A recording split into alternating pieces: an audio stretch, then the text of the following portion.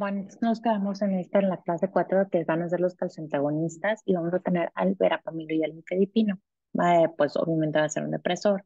Cardiodepresor es para arritmias supraventriculares, fibrilación auricular, la taquicardia paroxística supraventricular. Esto va a frenar al nodo auriculoventricular y pues va a aumentar el retraso en él. ¿Ok? Entonces, esta tablita se las puse, vamos a tener a los bloqueadores de sodio. ¿Ok? Y también vamos a tener a los beta bloqueadores eh, adrenérgicos, a los calcioantagonistas y también a los bloqueadores de potasio. Entonces, los bloqueadores beta adrenérgicos, los de potasio y los calcioantagonistas van a ser frenadores del nodo auriculoventricular. Y bueno, recuerden que los bloqueadores de sodio van a ser 1A, 1B y 1C. 1A va a ser de amplio espectro. Vamos a tener a la quinidina, que van a ser para arritmias supraventriculares. El 1B va a tener, pues, un espectro menos que este. Acuérdense que va a ser la menos tóxica para arritmias ventriculares, sobre todo durante la cirugía o posinfarto. Y pues vamos a tener a la lidocaína. Y vamos a tener a la propafenona como la 1C, que esa va a ser muy tóxica y es para cardiovertir, o sea, va a volver un ritmo anormal a un ritmo sinusal. En los bloqueadores de tradenérgicos vamos a tener arritmias con hiperactividad simpática, previenen arritmias posinfarto por el aumento de la actividad simpática y también por el hipertiroidismo. ¿Ok? Y en la clase 3 a los bloqueadores de potasio van a ser de amplio espectro, como la miodarona, arritmias supraventriculares, fibrilación ventricular eh, y arritmias supraventriculares con taquicardia ventricular. En la clase 4 que van a ser los calzoantagonistas, tenemos a las arritmias supraventriculares, como el flutter ventricular, la fibrilación junto con los bloqueadores beta-adrenérgicos para que controlen la frecuencia cardíaca.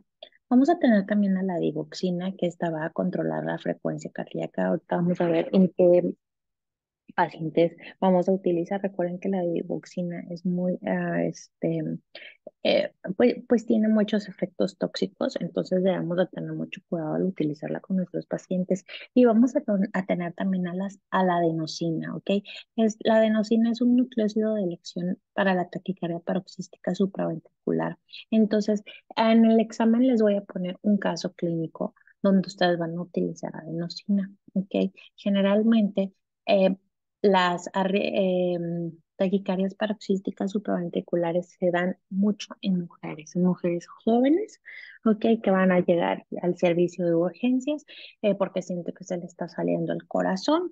Entonces, va al, a la sala de choque, le ponen la monitorizan con pues los electrodos y ustedes ven que tiene una taquicardia paroxística supraventricular. Entonces, ustedes le van a aplicar adenosina, ¿ok?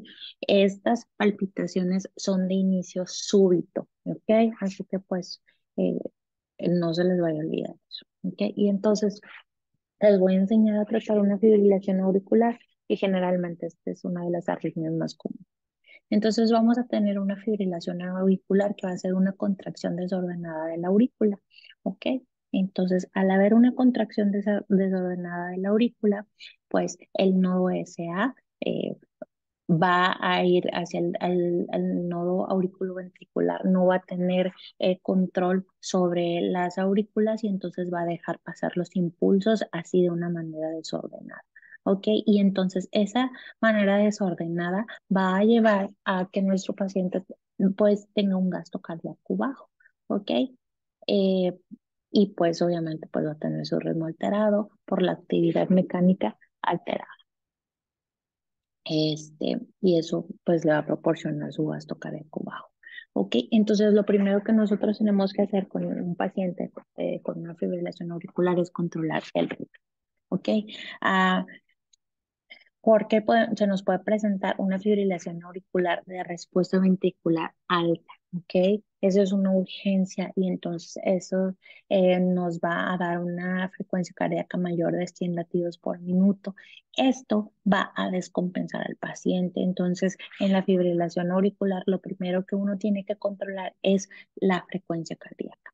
Otra cosa que debemos de controlar es el ritmo, porque el ritmo está desordenado. Entonces tiene pues una arritmia. Entonces lo debemos de volver a ritmo sinusal. ¿Ok? ¿Y cómo vamos a volver a ese ritmo sinusal? Pues cardiovertiendo al paciente. Y ahorita vamos a ver las maneras para cardiovertir, pero también debemos de darle una terapia antitrombótica. ¿Ok? ¿Por qué? Pues porque por toda esa contracción desordenada de las aurículas, va a haber un mayor riesgo de que se formen trombos, va a haber una éstasis de sangre y pues se va a formar un trombo, ¿ok? Acuérdense que hay un principio de Virchow que dice que cuando hay una disfunción endotelial va a haber hipocoagulabilidad y también pues en la éstasis sanguínea y esto nos va a ayudar a que se forme un trombo y entonces podemos empeorar a nuestro paciente. Bueno, ¿y cómo nosotros vamos a controlar la frecuencia cardíaca? Pues con los beta bloqueadores del nodo auriculoventricular, que van a ser frenadores de estos. Eh, los de elección van a ser los beta bloqueadores adrenérgicos, ¿ok? El propanol, metoprolol y esmolol. Acuérdense que el esmolol es IV. Como segunda opción vamos a tener los calcioantagonistas, verapamil o diltiazem, ¿ok?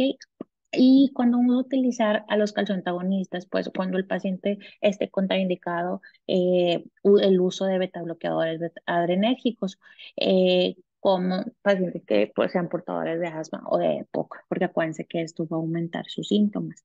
¿Ok?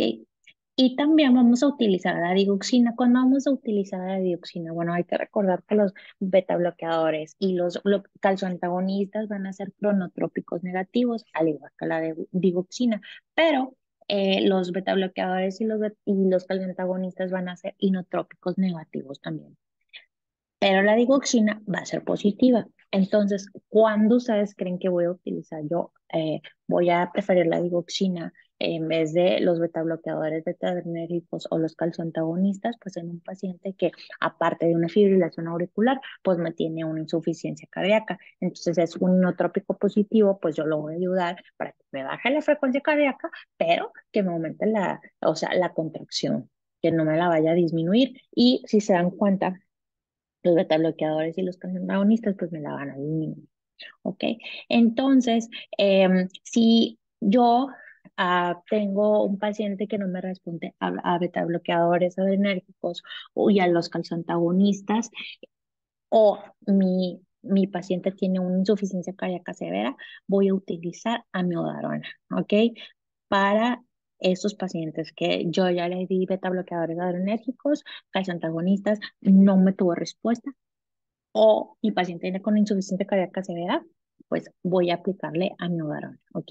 ¿Y cómo lo voy a cardiovertir? Voy a cardiovertirlo de dos maneras, ya sea eléctrica, ¿ok? Que son con las palitas, un paciente que llega muy mal y que entonces yo lo tengo que cardiovertir inmediatamente, o farmacológicamente. Si es eléctricamente, pues le voy a aplicar 100 joules, ¿ok? Va a ser con el desfibrilador.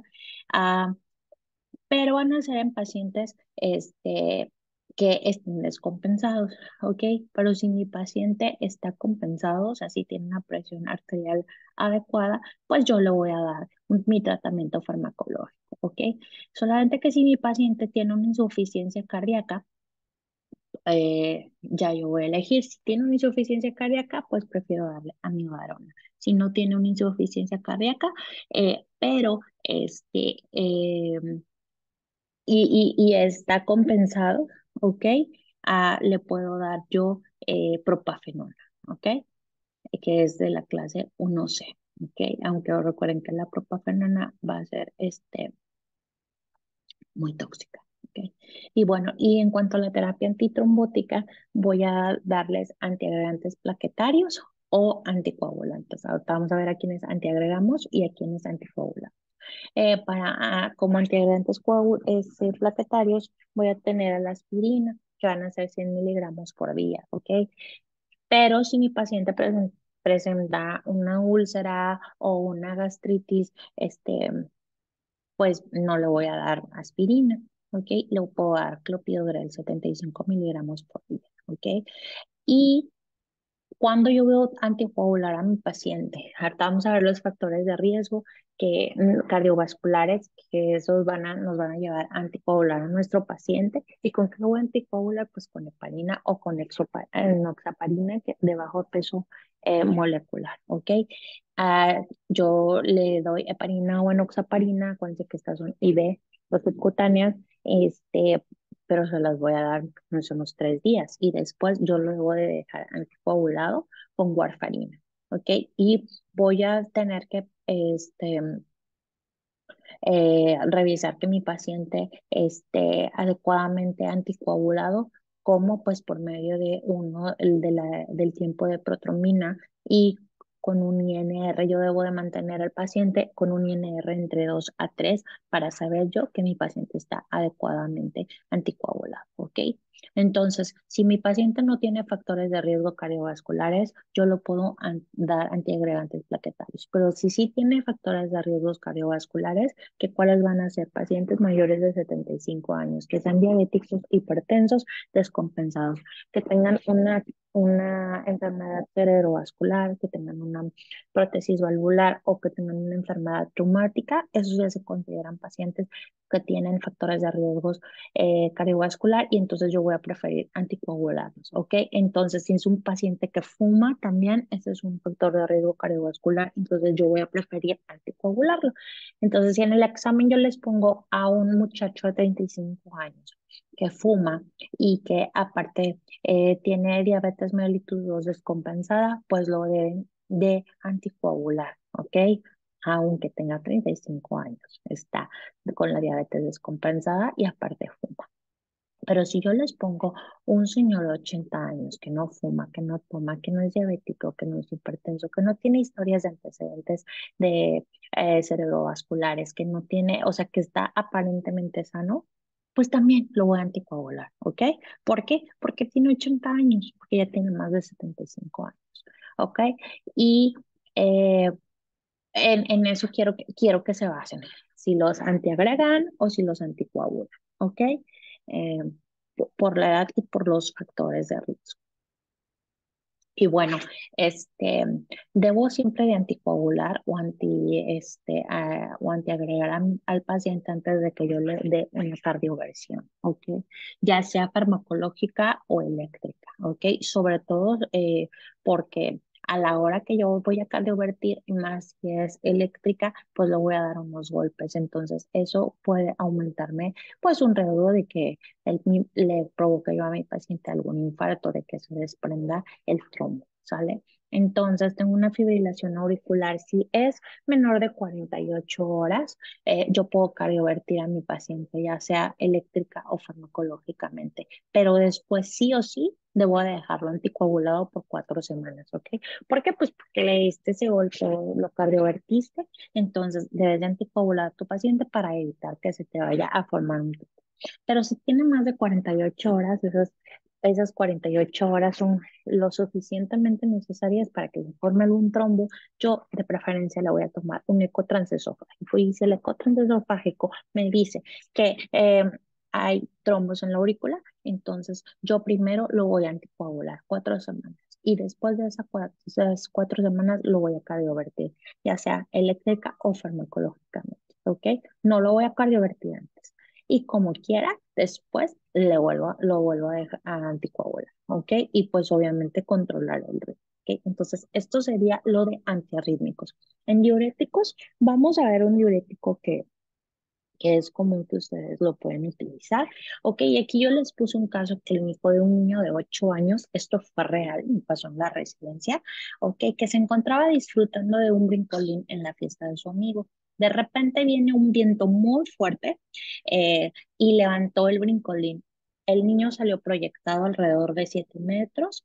Entonces, cuando se acercan sus padres, el niño no responde, llaman al servicio de emergencias y llega la ambulancia. Entonces lo encuentran con una TA de 70-40 milímetros de mercurio, una frecuencia cardíaca de 110 latidos por minuto, lo intuban ya que tiene un Glasgow de 3, o sea, no responde de nada, lo trasladan inmediatamente con un diagnóstico de un traumatismo craneoencefálico severo. Ok, entonces este niño pues así llegó y esto pasó en Aguascalientes y lo trasladaron hasta Centro Médico Nacional de Occidente en Guadalajara, ahí en pediatría, y pues el niño tenía un traumatismo encefálico severo. Entonces aquí lo que les estoy poniendo es que es un edema cerebral, ¿ok? Y para que se acuerden, o sea, la cabeza del niño a la hora porque pues lo metieron a cirugía, parecía un muffin, así, o sea, horrible. Entonces, ¿qué van a hacer ustedes para disminuir la presión intracraneal? Bueno, pues vamos a ver un medicamento que es un diurético osmótico, les presento al mannitol. Ok, su efecto osmótico físico en la distribución del agua tisular va a la va a retener en el compartimento vascular. Este va a tener su efecto en el túbulo contorneado proximal, ¿ok? Entonces va a aumentar el flujo de orina, va a reducir el volumen cerebral, por eso lo utilizamos con este niño que tenía el cerebro como un muffin, va a disminuir la presión intraocular, ¿ok? Dentro de los efectos adversos que podemos tener, primero nos puede causar una hiponatremia y después nos puede causar una hipernatremia. Está indicado también para en pacientes que tienen insuficiencia renal por aumento de solutos, ¿ok? ¿Y qué pacientes pueden ser? Pues, por ejemplo, los pacientes que cursan con una rhabdomiólisis, ¿ok? O por quimioterapias que pueden hacer una insuficiencia renal, ¿ok? Aumento de la presión intracraneal y también los pacientes que tienen glaucoma, ¿ok? De hecho, el manitol también lo utilizamos en pacientes, por ejemplo, que tienen un trasplante renal, pacientes que están totalmente anúricos y entonces alguien les dona a la hora que hacen el trasplante renal, que ya hicieron la anastomosis de las arterias y ya también unieron los ureteros y entonces el cirujano te dice que va a empezar o sea, que va a probar si funcionó el trasplante, tú unos minutitos antes le pasas manitol, ¿ok? Y entonces esto ayuda a que el paciente orine, pues estuvo anúrico siempre, ¿ok? Algunos de los efectos que puede tener por toxicidad van a ser náusea, vómito y cefalea. Está contraindicado en el edema pulmonar, ¿ok? Y también en insuficiencia cardíaca. Ok, porque en el edema pulmonar pues va a aumentar más ese edema y en la insuficiencia cardíaca también va a aumentar el volumen, ok, y entonces pues va a empeorar esta dosis, o sea, no nos ayudaría como, o sea, porque más que nada va a retener el agua, el tisular en el compartimento vascular, por eso no lo vamos a poder utilizar en edema y insuficiencia cardíaca. La dosis va a ser de 1 a 2 gramos por kilo de peso y B. Entonces el manitol viene al 20%. Eso significa que vienen 20 gramos en 100 mililitros, o sea, te quedan a 0,2 gramos por mililitro, ¿ok? Y si ven generalmente las soluciones de manitol vienen de 250 miligramos. Entonces aquí estamos hablando que tenemos a 70 gramos, ¿ok? Porque son 20 gramos en 100 mililitros y tenemos a 250 mililitros. Entonces, pues tú haces el cálculo y dependiendo lo que pese tu paciente es lo que le vas a pasar, ¿ok? Bueno, entonces vamos a irnos porque ya había hablado de otros diuréticos, que eso ya no vamos a ver, los que es ASA, quefíricos y los ahorradores de potasio. Vamos a entrar con la histamina, serotonina y alcaloides del cornezuelo del centeno. Muchos tejidos van a contener sustancias que al estimularse se van a liberar y causan efectos como eritema, dolor urticaria y broncoespasmo. Estamos hablando de la histamina y la serotonina. O sea, esos son sustancias neurotransmisores que nosotros lo tenemos en nuestro cuerpo pero que ah, se pueden liberar y nos pueden causar algunos problemas de salud. ¿Ok? Eh, bueno, la histamina, pues nosotros la encontramos inclusive pues en el medio ambiente, en plantas, en el veneno de algunos animales. Está mediada eh, eh, bueno, es un mediador muy importante de las reacciones alérgicas e inflamatorias inmediatas, ¿ok? Juega un rol importante en la secreción de ácido gástrico, como neurotransmisor y neuromodulador, ¿ok? Se forma por la descarboxilación del aminoácido L-histirina, ¿ok? Y se va a almacenar mayormente en los mastocitos, en el cerebro como un neurotransmisor, en las células similares a enterocromafines, sobre todo del fondo del estómago, ¿ok? Entonces, vamos a ver su liberación. Es un anticuerpo contra IgE, que esto va a liberar histamina y ATP, y entonces va a tener un efecto en las reacciones alérgicas inmediatas que van a ser las tipo 1. Esto es a nivel de inmunología. En química y mecánica, pues ciertas aminas, incluidas la morfina y la tubocuronina, van a desplazar a la histamina de su forma unida dentro de la célula y no van a requerir energía. Es por eso que la morfina, pues al liberar histamina, el paciente se va a quejar de, pues de rash, o sea, al paciente la morfina le va a generar comezón, ¿ok? Por esto, porque pues también va a liberar histamina. Ok, va a tener cuatro receptores H1, H2, H3 y H4. Los H1 son antimuscolínicos, los H2 son 5-HT1 eh, y todos estos van a estar eh, unidos a proteína G, van a funcionar como un agonista inverso. ¿Se acuerdan cuando les hablé sobre lo de los agonistas inversos que van a cambiar la actividad constitutiva? Y entonces aquí, bueno, pues vamos a ver, aquí están los receptores y pues nada más quería que vieran que están acoplados a proteína G, ¿ok? Y entonces vamos a tener los agonistas inversos. ¿Ok? Ahorita vamos a ir viendo más adelantito, ¿ok? Por ejemplo, aquí en los H2 van a estar en la mucosa gástrica, en el músculo cardíaco, en los mastocitos y en el cerebro. Entonces, un agonista parcial sería la antamina, ¿ok? Pero un antagonista, ¿ok? De esto que como quieras libera, por ejemplo, pues la ranitidina, ¿para que nosotros lo utilizamos? Pues para disminuir el la secreción de ácido gástrico, ¿no? Entonces funciona como un agonista inverso. Bueno, algunos efectos sobre a nivel pulmonar va a haber broncoconstricción, a nivel del sistema nervioso central va a causar urticaria y dolor, también en los tejidos secretorios van a aumentar la liberación ácida del ácido gástrico, a nivel suprarrenal, pues la liberación de las catecolaminas, eh, a nivel metabólico va a haber una resistencia a la insulina, entonces va a haber un aumento de peso en otros músculos lisos, por ejemplo, en las embarazadas, pues eh, va a crear eh, una relajación a nivel gastrointestinal, náuseas y vómito, va a disminuir la presión y va a aumentar la frecuencia cardíaca a nivel cardiovascular y va a tener una triple respuesta.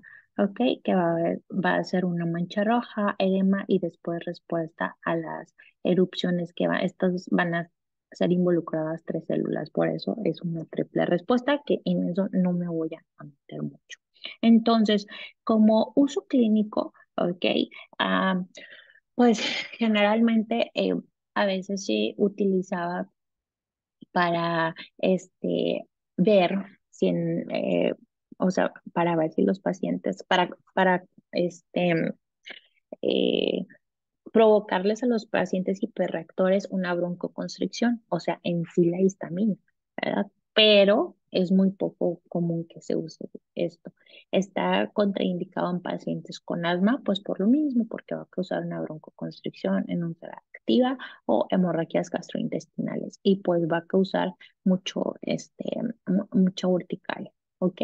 Antagonistas de la histamina, pues vamos a tener a los inhibidores de la liberación eh, como el cromoglicato de sodio, que a veces lo vamos a utilizar sobre todo para conjuntivitis alérgicas. Entonces, todos, ahorita que ha habido cambios de clima, pues muchos andan con los ojos llorosos, los ojos rojos, porque hay mucha liberación de histamina. Entonces, debes de darle algo que inhiba esa liberación, ¿ok? Entonces, cromoglicato de sodio. Y pues algo que se utiliza mucho en el choque anafiláctico, ¿ok?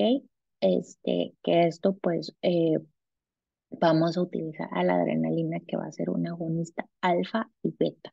Ok, entonces es un antagonista de la histamina porque en el choque anafiláctico nosotros vamos a encontrar mucha histamina, entonces viene la adrenalina y pues la va a inhibir. Ok. Em, bueno, entonces vamos a tener antihistamínicos de primera y segunda generación, que aquí es donde quiero que me pongan más atención porque son los que generalmente vamos a utilizar más, ¿ok?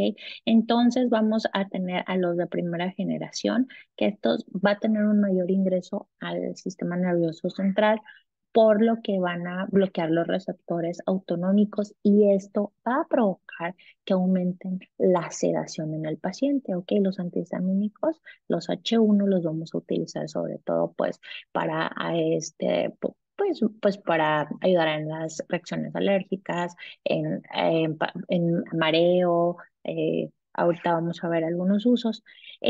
Los de segunda generación van a tener una menor distribución en el sistema nervioso central, por lo que va a disminuir la sedación. Entonces, esto es muy importante que lo tengan en cuenta a la hora de recetarle a su paciente, ¿ok? Entonces, vamos a tener algunos metabolitos activos y dentro de ellos vamos a tener a la hidroxicina, o sea que este ya no va a entrar como profármaco, sino que ya está activa una vez que tú la consumes. Vamos a tener también a la loratadina, a la desloratadina, que esos van a ser los antihistamínicos de segunda generación, y a la cetiricina. ¿Ok? Esos van a ser metabolitos activos.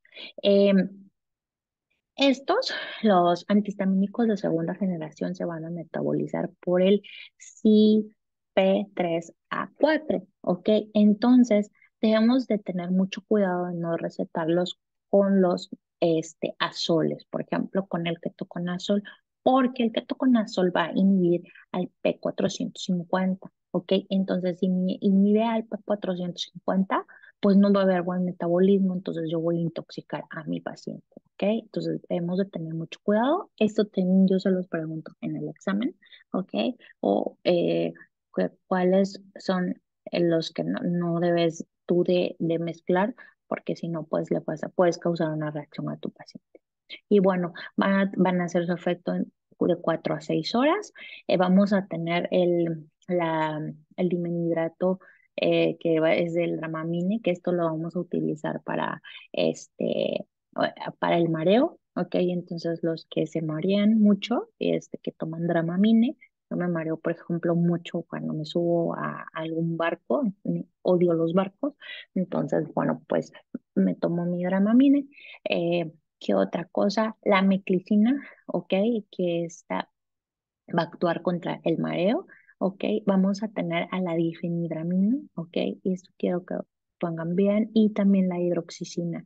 Eh, la difenhidramina y la hidroxicina, al igual que la loratadina, las vamos a utilizar pues para las reacciones eh, alérgicas, ¿ok? Aunque también la difenhidramina se utiliza contra el mareo, ¿ok? La hidroxicina eh, te disminuye, si tienes un paciente no sé, que tiene un rash ya por muchos días, eh, le ayuda bastante y también como que lo tranquiliza. Entonces, estas medicamentos, bueno, también tenemos a la cetiricina, que también la vamos a utilizar para las reacciones alérgicas, causan, lo que quiero que se les quede claro, es que causan una sedación marcada, que de hecho yo con la difenhidramina, no, o sea, me tumba horriblemente y pues me atonto, duermo demasiado. Entonces, deben de tener esto ustedes presentes a la hora de recetárselo a su paciente. Entonces, acuérdense que las de primera generación van a causar una sedación muy marcada, no así los antihistamínicos de segunda generación. Por eso es que, por ejemplo, si ustedes ven, por ejemplo, está el Teraflu día y el Teraflu noche. si ustedes ven la diferencia, bueno, el Teraflu Noche generalmente tiene difenhidramina, que es lo que te ayuda a relajarte. O sea, aparte de que trae este paracetamol, que trae algún descongestionante, también trae difenhidramina y eso te ayuda a descansar bastante. Y bueno, la toxicidad. Bueno, ah, hay que tener mucho cuidado, como les dije, al mezclar los antihistamínicos sobre todo los de segunda, los de segunda generación, ¿ok? De los H1, con eritromicina, con ketoconazol y también con el jugo de toronja o de pomelo, ¿ok? Porque si ustedes dan un antihistamínico y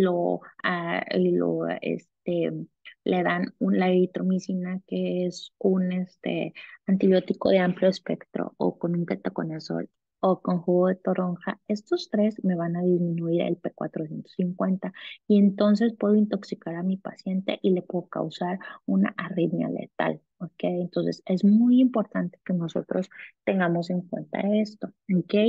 Va a causar en niños excitabilidad, ¿ok?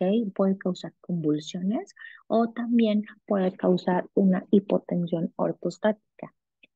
Es muy eh, importante que tomen en cuenta que no pueden dar difenhidramina, por ejemplo, que es de primera generación, que tiene una marcada sedación con alguna benzodiazepina como el clonazepam, midazolam, alprazolam, ¿ok?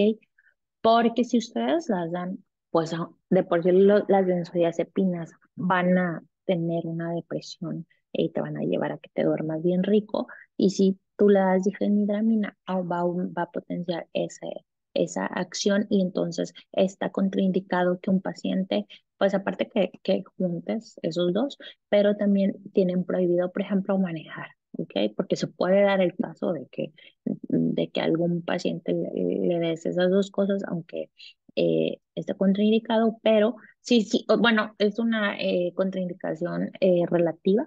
Entonces, si tú se la das, nada más tienes que decirle al paciente que tiene prohibido manejar, porque pues si no se puede quedar ahí dormido todo y chocar.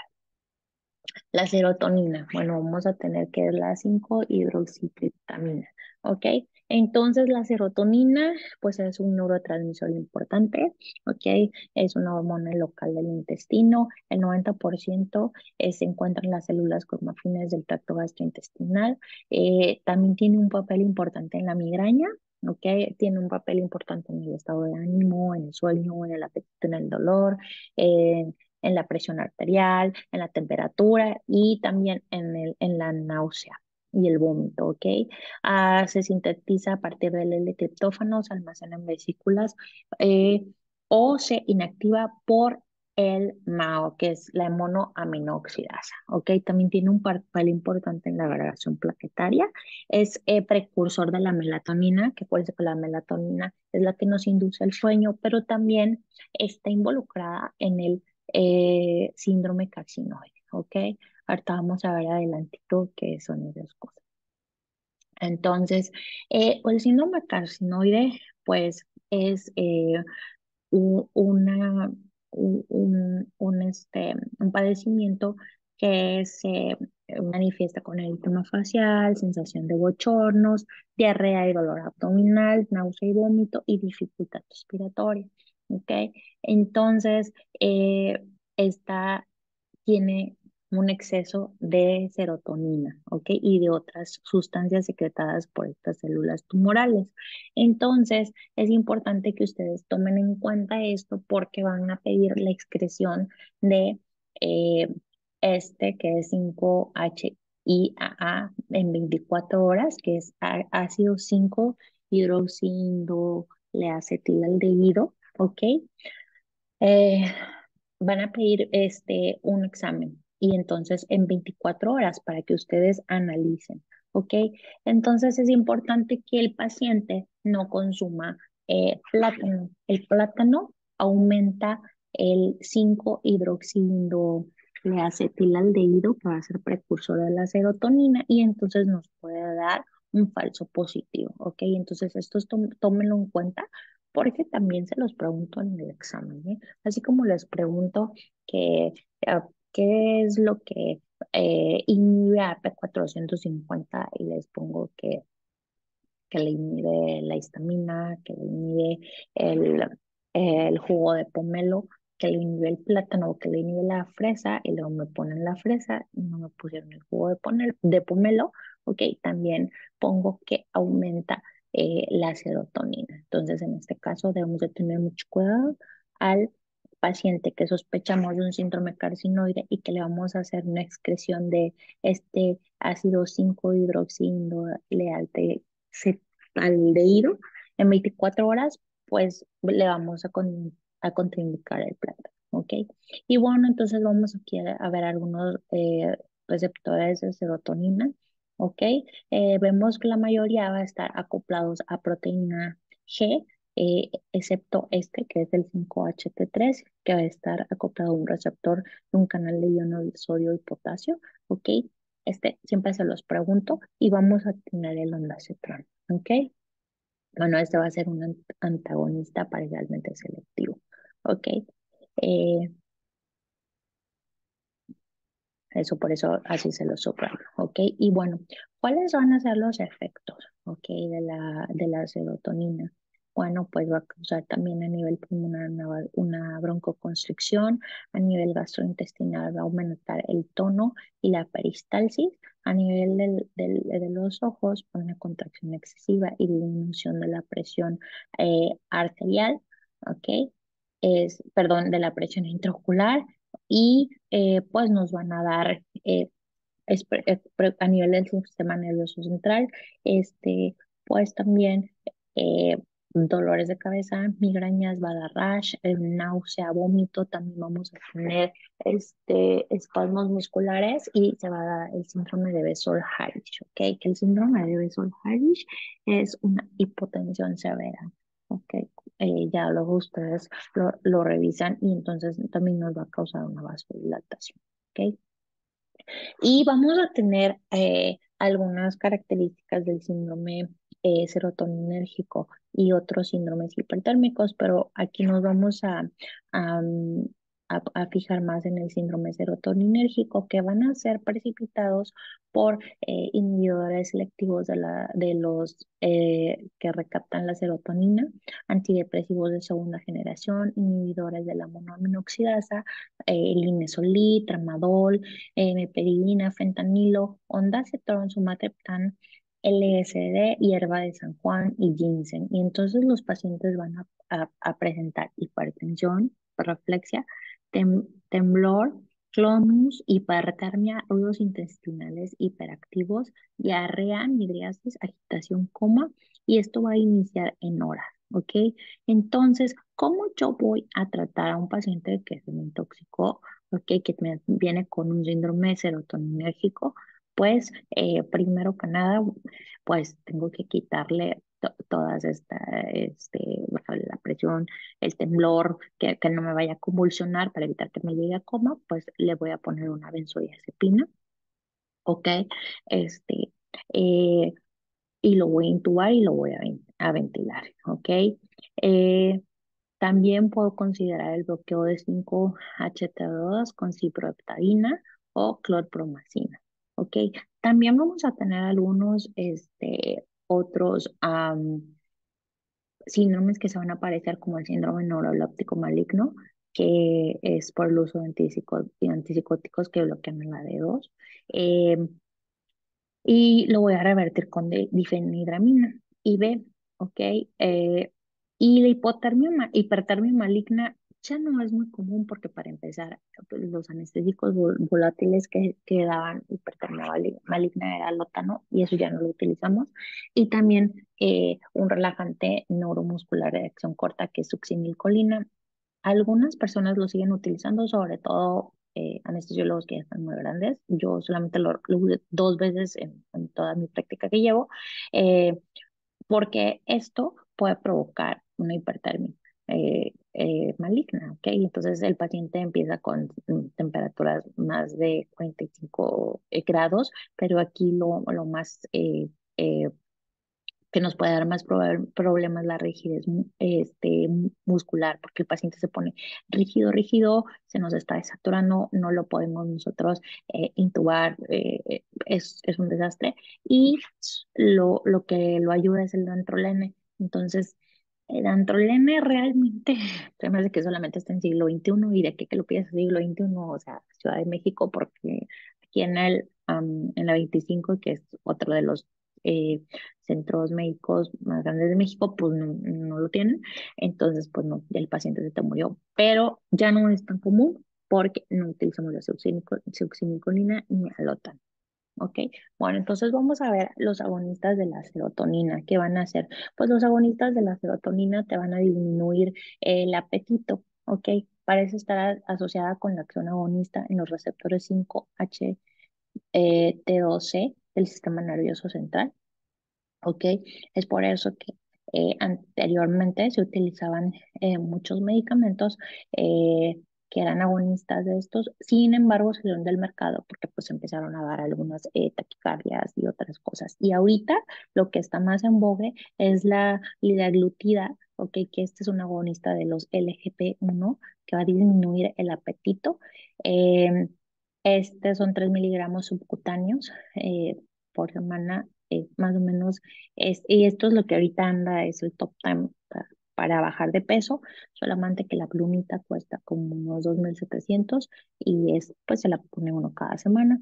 La toxicidad puede causar náusea, vómito y pancreatitis. Otro de los medicamentos que también se utilizan es la fentermina, que es un simpático mimético, eh, liberación de noradrenalina en el sistema nervioso central. Solamente que debemos de tener cuidado al utilizar fentermina o recetarlo porque esto me va a aumentar la presión arterial, ¿ok? Me va a causar también arritmias, insomnio y ansiedad. Entonces el paciente anda que no duerme y que le duele la cabeza porque es hipertenso y anda todo ansioso y anda con mucha pila, ¿ok? Y luego el Orlistat, que es un inhibidor de la lipasa G1, va a reducir la absorción de lípidos, solamente que esta, eh, bueno, disminuye la absorción de vitaminas solubles en grasa y causa flatulencias e incontinencia fecal. Entonces, esto la verdad es que, pues sí, me ha tocado ver pacientes que con Orlistat, no, hombre, no pueden salir de su casa porque se la pasan en el baño y lo peor de todo es que llegan a manchar la ropa. Los agonistas de la 5-HT1D1B, ok, vamos a tener aquí al sumatriptán, que esto se utiliza en la migraña. Entonces, se hizo un estudio, ok, con 743 pacientes, donde 370 pacientes se le dieron placebo. En los síntomas de cefalea aguda por migraña, 60 minutos después de la inyección de 6 miligramos por vía subcutánea. Este, y pues aquí vemos las diferencias entre el placebo y el sumatriptán, ¿ok? Entonces, pues con el placebo, pues el 80% persistió con el dolor, a las que le administraban sumatriptán, pues alrededor del el 30% siguió con dolor. La náusea persistió en un 50% de las que recibieron placebo y más o menos en un 30% de las que recibieron sumatriptán. Y la fotofobia, pues más o menos como en el 75% de las que recibieron placebo y el sumatriptán, pues como unos que 42%. Entonces, se vio que el sumatriptán, que es un agonista del 5-HT1D1B, pues es ayuda para la migraña, ¿ok? Entonces, les digo aquí, el más utilizado es el sumatriptán, viene oral, nasal también y subcutáneo y rectal. Entonces, ah, va a iniciar su efecto 1 hora y media más o menos después, ¿ok? Es una dosis única por vía oral pueden ser de 25 hasta 100 miligramos, ¿ok? O 20 intranasal o 6 subcutáneos, ¿ok? Con una dosis máxima de 200 miligramos por día y tiene una semivida de 2 horas. Entonces, esto se requiere que el sumatriptán se consuma más o menos antes de que vaya a empezar se desencadene la migraña para que pues tenga un efecto adecuado en el paciente.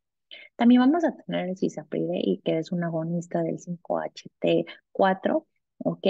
El cisapride la vamos a utilizar sobre todo para el reflujo gastroesofágico, ¿ok?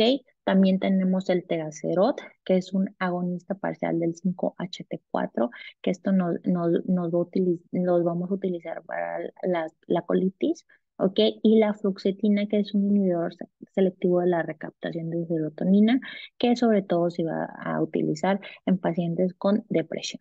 Entonces, eso pues nos va a ayudar. Vamos a tener también a los antagonistas de la serotonina, y vamos a tener aquí al antagonista 5-HT2, que tenemos a la fenoxibentamina, que si ustedes se acuerdan, la fenoxibentamina tenía un chorro de mecanismos de acción, y algunos de los mecanismos de acción eran un antagonista de 5-HT2, pero la fenoxibentamina la utilizamos generalmente sobre todo para pacientes con pheochromocytoma, ¿ok? Tenemos también antagonistas del H1,5-HT2, que aquí tenemos a la eh, ciprofloxacina, ¿ok? Me puse a buscar y en México no hay ciprofloxacina como tal. Tenemos a ciprofloxacina con cianocobalamina, porque la ciprofloxacina la vamos a utilizar en este, en la urticaria, ¿ok? Y también sobre todo para estimular el apetito, por eso pues viene con cianocobalamina. Estimula el apetito en pacientes con cáncer, porque los pacientes que tienen cáncer después de las quimioterapias pues quedan con poco apetito, entonces uno les puede dar ciprofloxacina y eso les va a estimular para que coman, ¿ok? Eh, y también, pues, esta generalmente es como una solución más infantil, pues también los niñitos que no quieren comer. Y tenemos a los antagonistas 5-HT3, que estos les dije que son los únicos que son acoplados a un canal iónico. Tenemos el ondansetron, ¿ok? Que este es para náusea y vómito posoperatorio, o también en pacientes que van a recibir quimioterapia, ¿ok? Entonces, lo tenemos en tabletas de 8 miligramos, y también viene en solución inyectable de 8 miligramos en 4 mililitros, o 4 miligramos en 2 mililitros. El ondansetron es muy bueno, muy bueno para náusea y vómito.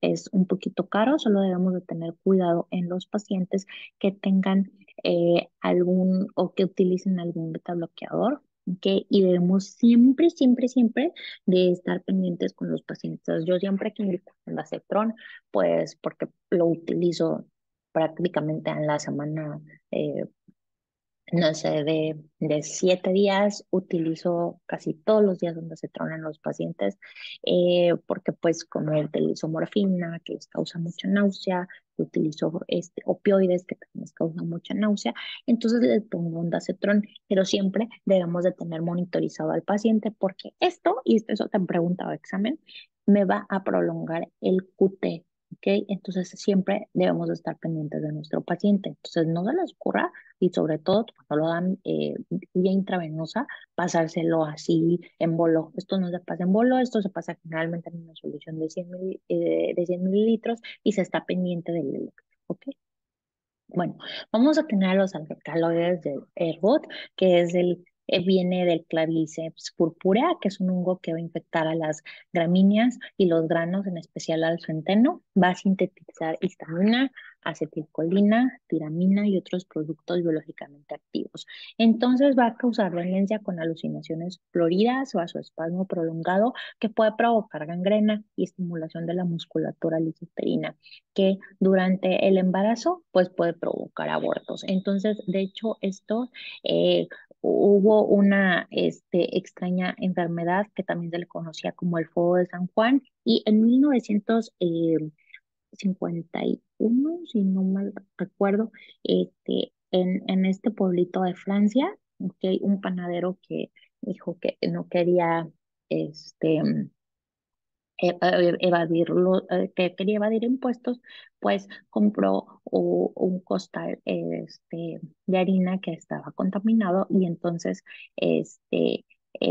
hubo un envenenamiento con el suelo del centeno en este pueblo en Francia, ¿ok? Entonces eso viene ya desde hace mucho tiempo y entonces imagínense, pues toda la gente que compró pan con alucinaciones, con vasoespasmos prolongados y el hecho de estos vasoespasmos prolongados es que puede llegar inclusive a que amputen la parte del paciente, ¿ok? Les digo, también conocido como fuego de San Antonio. Y vamos a tener los principales derivados de la ergolina o alcaloides del cornezuelo, ¿ok? Que vamos a tener sobre todo a la ergonovina y la ergotamina, ¿ok? Y la bromocriptina que la ergotamina y la bromocriptina van a ser alcaloides peptídicos y la ergonovina va a ser alcaloides de amina. Ok, y bueno, también el LSD, ¿no? Eh, la ergotamina, nosotros necesitaríamos 10 veces más la dosis vía oral para que a mí me haga efecto, eh, 10 veces más la dosis por vía oral que por vía intramuscular. Pero si yo le añado cafeína a la ergotamina, esto va a aumentar su efecto, va a potenciar su efecto y entonces es muy bueno para los pacientes. Ahorita vamos a ver cómo viene la ergotamina, porque la ergotamina viene en conjunto con cafeína, ¿sale? Y bueno, entonces tenemos aquí al LSD que me va a provocar alucinaciones, ¿ok?